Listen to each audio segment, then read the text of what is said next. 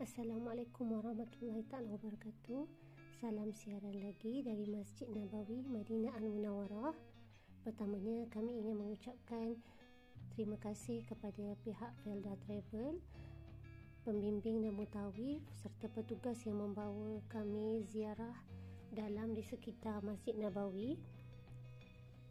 Untuk para penonton semua, kali ini kami ingin kongsikan suatu tinggalan sejarah yang penting dalam sejarah Khalifah Islam, iaitu Sukaifat ataupun Saqifah Bani Sa'idah. Buat pertama semua, Sukaifat ataupun Saqifah dalam bahasa Arab bermaksud serambi beratap. Ia adalah sebuah bangunan besar yang beratap milik kabilah Bani Sa'idah dari suku Khazraj. Sukaifat ataupun Saqifah Bani Sa'idah adalah tempat di mana kaum Ansar mengadakan pertemuan dan ia terletak di sebelah barat daya Masjid Nabawi. 2 kali kami datang melawat Sukaifat ataupun Saqifah ini, tetapi malangnya ditutup dan kami tidak dapat menziarah masuk ke dalam ruangan ini. Tetapi menurut pembacaan, pada asalnya bentuk Sukaifat ataupun Saqifah Bani Sa'idah ini adalah sangat besar dan sesuai dengan fungsinya sebagai satu lokasi di mana berkumpulnya kaum Ansar. Di hadapan Sukaifah ini dahulunya terdapat halaman yang luas dan lebar, dan berhampiran dengannya terdapat telaga milik Bani Sa'idah.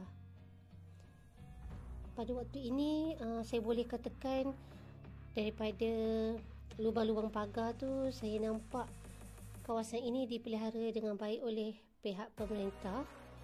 Saya boleh nampak pokok-pokok bunga dan pokok-pokok hiasan, dan kebanyakan pokok di sini memang tumbuh subur kehijauan. Tidak lupa juga pokok-pokok kurma yang subur. Sebagaimana yang kita ketahui, kewafatan Rasulullah SAW jatuh pada hari Isnin tanggal 12 Rabiul Awal tahun ke-11 Hijrah. Dengan kewafatan Rasulullah SAW, ia seumpama halilintar yang mengejutkan para sahabat. Perasaan sedih dan duka cita bercampur baur dan menjadikan suasana agak kucak-kacau.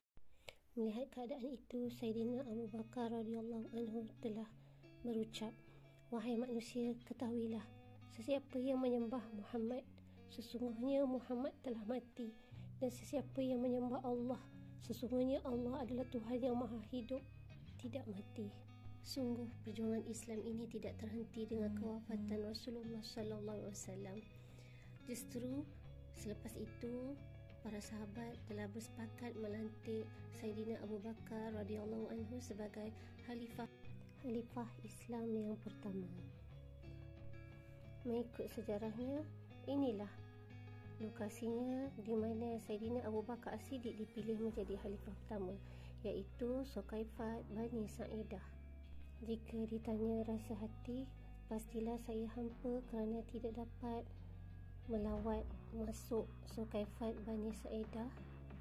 Tetapi saya redha, semoga Allah menjemput saya dan keluarga serta para penonton semua ke bumi Haramain yang lebih ini.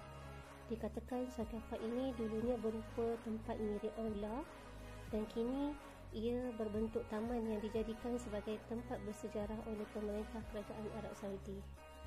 Allahumma sholli ala sayyidina Muhammad, Allahumma sholli ala sayyidina Muhammad, Allahumma sholli ala sayyidina Muhammad. Sekian, terima kasih. Assalamualaikum.